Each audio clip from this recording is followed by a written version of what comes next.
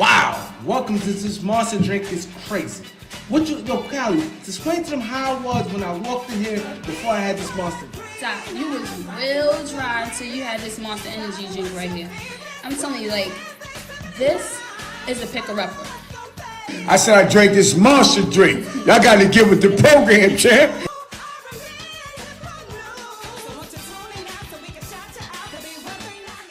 Welcome back, y'all, to the Beat 139. I'm Doc. How y'all doing this evening? I'm Don Vito. What's up? What's up, Lady Ray here. Okay, we would like to welcome our third guest for this evening. Her name is Michelle Carvalho. You got it. Carvalho. That's right. Serial entrepreneur, actress, author, and big picture thinker with valuable wisdom in making money. Yes. And carrying dreams from ideas to vision to reality. Michelle, can you tell everybody where you're from and a little bit about your background? Well, I'm Harlem American. Okay, Harlem Shout again. out to Doc. Harlem in the building. That's I'm right. from Harlem. Okay. Born and raised. Okay. I left a few times, but yep, I'm from here. Okay. Okay. Yep. All right, so just tell people about your background, where you started at. All right, so as an entrepreneur. Okay, so I think I want to start in the front. Let's do that. So I can let you know what I'm representing now, because when we go behind, it's so much tragedy that it might be kind of surprising. So right now, adreamlife.com is my main project. LIFE is an acronym for love yourself and focus on empowerment. How I got to this place and these books right now, I'm in the process of writing 2 more books. It's a 4-book series. I already have out book 1, No More Broke Assness, which is doing well on Amazon, Barnes & Nobles, and my funnel on my own website. And 16 Laws for Gangster Confidence. So I'm becoming a master at online marketing. However, the way these things happen, I also brought out with me the 25th issue of Feds magazine.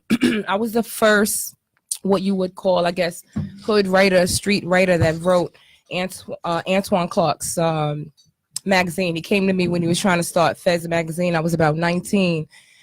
At that time, I was with Azie, and I was in the process of preparing the script that would eventually turn into the movie you guys now know is Paid in Full. I was writing Trapped and the first interview with Azie for Feds magazine. So I had been writing my entire life, right? From a small child, because I was in a very tragic situation. My mother was murdered when I was 5. And me and my siblings were transferred over to a family member.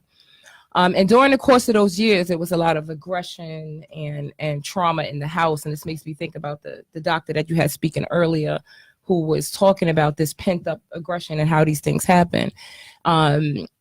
And over those years, I ended up with a sister who suffers with affective schizophrenia, a brother with bipolar disorder, and myself. I had went through many relationships where my point of attraction was so dysfunctional from my family, where I was attracting horrible relationships. And not to bring any disrespect to anybody, but this is a time for truth. We're in a new era where we have to be honest.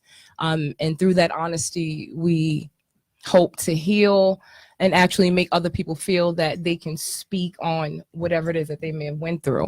And so that relationship with A was one of the darkest periods of my life following the death of my mother.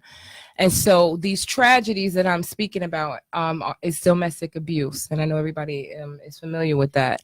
I have not released a book that gives like a chronological timeline and the psychology that I study, that I actually went back to school for and studied and graduated summa cum laude in a degree. Congratulations. Yeah. That's a good. Yeah. Thank you. Yeah, because I really, really needed to understand why niggas are the way they are. Excuse my French. Whether it's my father or my relationship with A, or all the different situations that I had seen in my life, I needed to understand that aggression. I need to understand if this was, just craziness, or if there was something causing this. And so that's book 3. But book 1, the reason I focus on No More Broke Assness first, because my whole heart is in the hood. And I feel like there's 4 areas where we suffer most, right? One is broke assness. And I wanted to address it because I was in a situation at 19 where the nigga I was with was bringing home $100,000 a day, not a year or a week. And I can't understand how there was a time when this was happening and these same people don't have anything now. And so I wanted to be able to explain this from my own experience, me actually, you know, getting into my 20s and being able to make a lot of money, right? Lose it and then make it again. And then no more broke assness. I go through all the different steps and the different things that we miss and how we do not plan and how we end up not having enough money in the family, in the community, or as an individual. In 16 Laws for Gangsta Confidence, I talk about the psychological trauma, the emotional trauma, and the spiritual trauma that we go through at home that creates our point of attraction, that causes us to attract the same thing on our road to adulthood. And so, because for a long time, I couldn't understand what the hell was it about me, because I'm such a nice person, such a good person, such a loving person, but none of that mattered if I didn't love myself and I didn't know exactly what I wanted. So I was like what you would call like, you know, an attractive, you know, girl in my teen years. And yeah, everybody was coming at me. But the thing that was important was not whole. The part of me that was my point of attraction was not correct.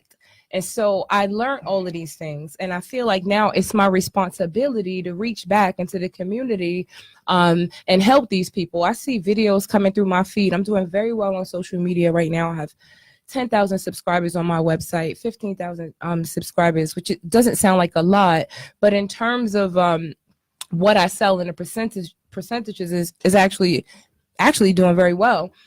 And I still see videos coming through my feed of young women, 19, 20 years old, with these guys like slapping the shit out of them and knocking them down, and them not realizing that that's not love. This is not how a relationship should be.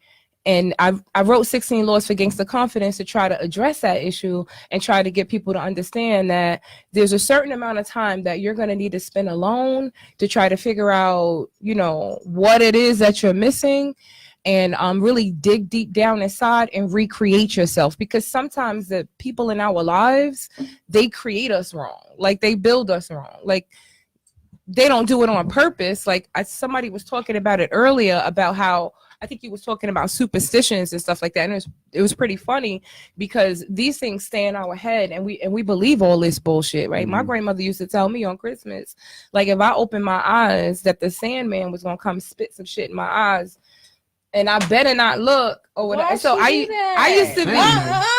She was the Sandman. The Sandman is the person that comes to tell the kids to stay your ass in the bed. That's not the Sandman on Apollo, right? Well, that's on Apollo now. You said what she said, and I'm like, Sandman.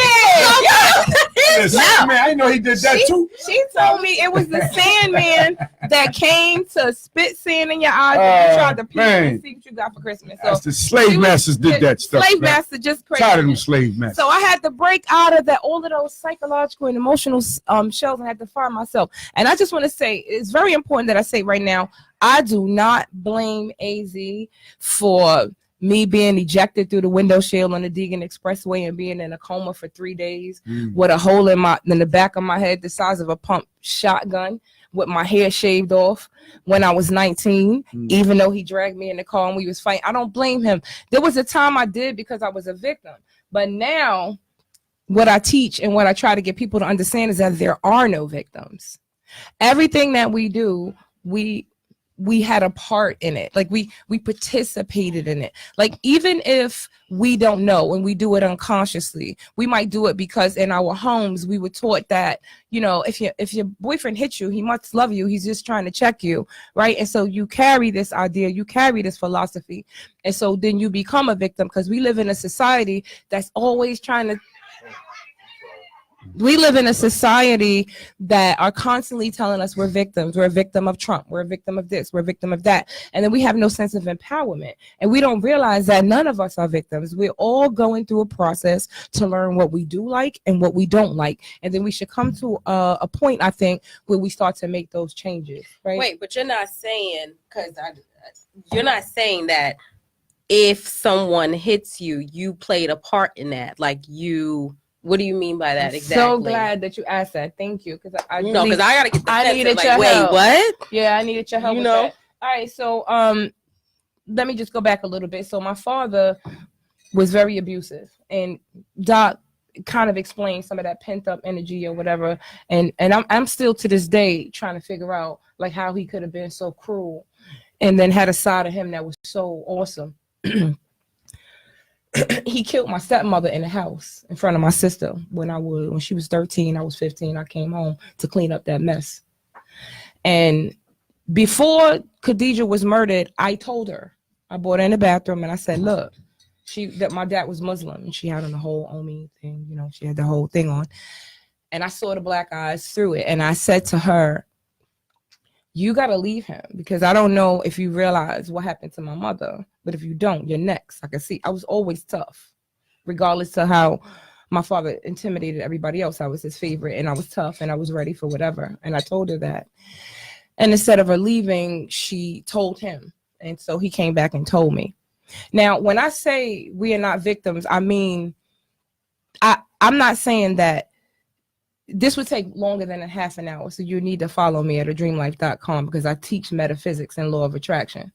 But I will say that right now you have an energy field around you that is communicating with other energy fields. Right. And if you have not sharpened it to get what you want, and it's working off of your subconscious mind, something that happened in your past, you are the attractor of that abuser.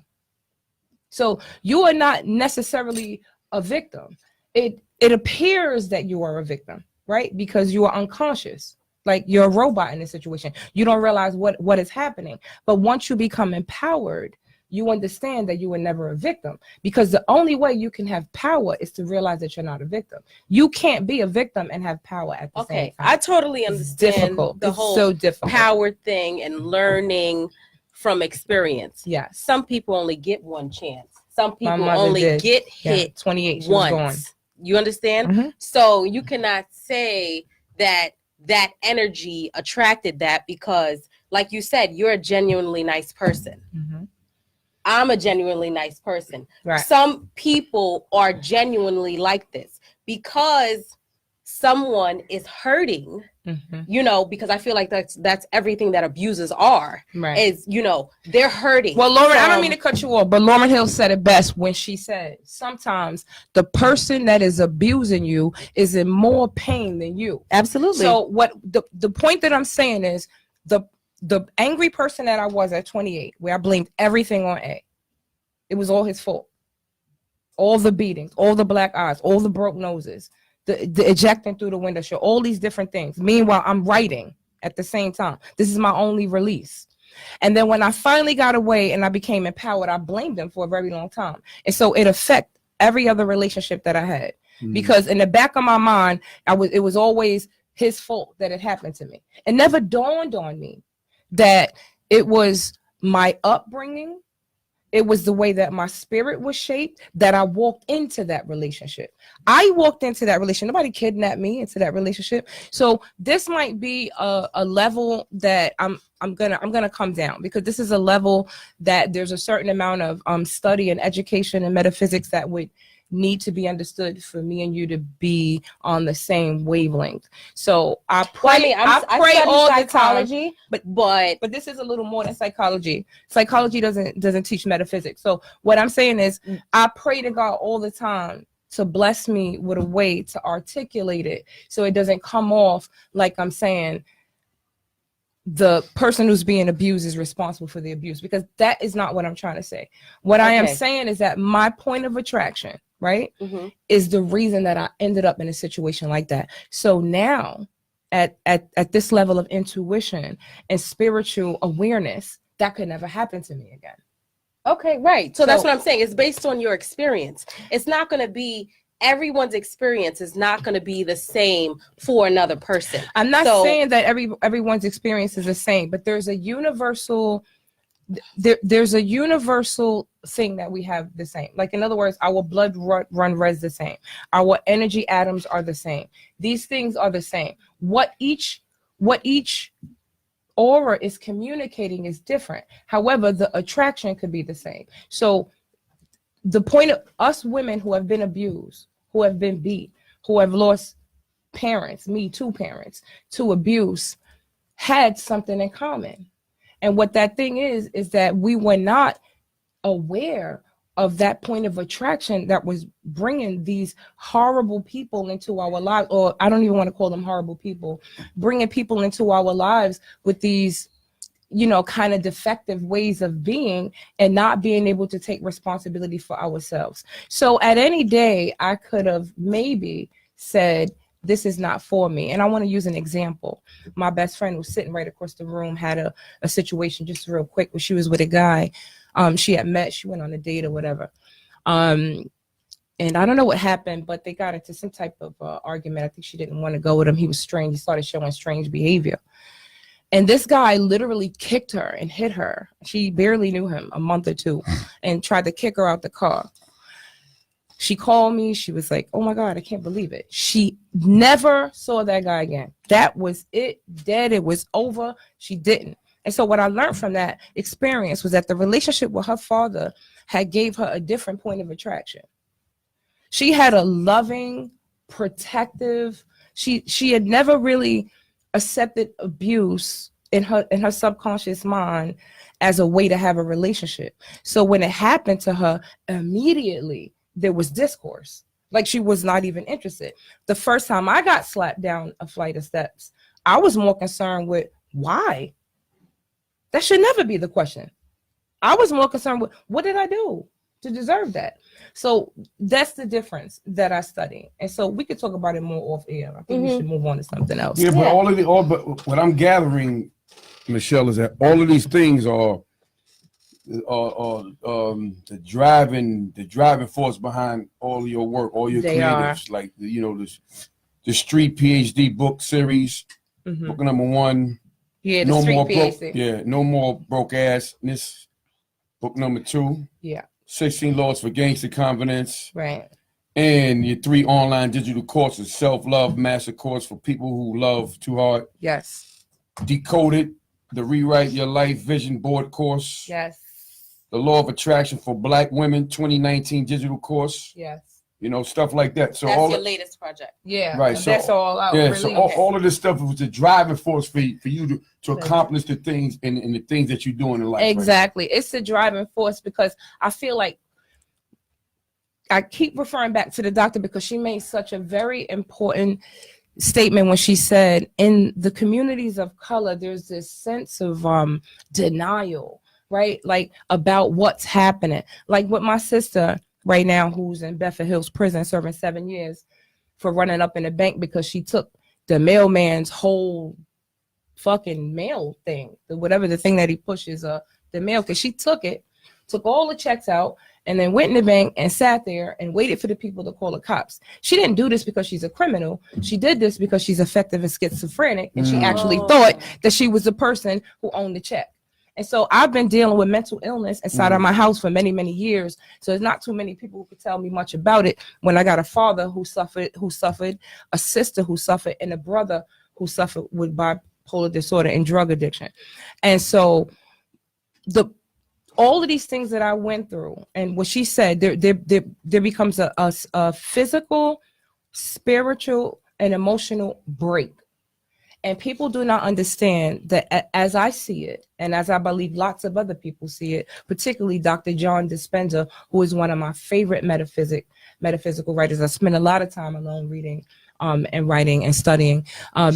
He says that we have not yet come to realize how important it is for us to bring those 3 things together. And when we bring those 3 things together, then we can attract the kind of life that we want. Then we can have the cash flow we want. Here's an example. I wrote this book. My homeboy read the book. He know I wrote Paid in Full. He know I wrote Rooftop. Gus was one of my first boyfriends. That was the first time that I got exposed to like all this money in the street life. I was 17 giving out checks to Teddy Riley and Cool Mo D and all these people who was under that label. You know, God bless the dead Willie, whatever. Hold on, I lost my train of thought. Okay, so wait, what was I saying just now? Because I lost my train of thought. I was about to tell you something. You were saying something about Gus. You was going with Gus. Okay. No. What about the script? Okay. Yeah. So this particular person who knew me for years and he knew this, just show you how law of attraction work and how God works. I had no idea how I was gonna make any money. Right? I'm like, all I know is for years I've been in the wrong situations and people been pulling me away from my craft. Right? I had an audition for Spike Lee. Black my eye. I couldn't make it to an audition. New York Undercover. I had an audition for New York Undercover. So this is the type of things I was going through. I ended up they used my hands to do the Oscars for Whoopi Goldberg. I met her, sat with her for 4 days. So I was in acting really, really hard body. I did Off-Broadway, Ujjamal Black Theater, Black Man in America at that time. What year was that, Lisa? When I did the Ujjamal Black Theater, it was the same thing with police violence and stuff like that. But because of all the abuse and the different relationships that I was choosing, right? I take full responsibility for it, even though when I got inside of them, they were horrible.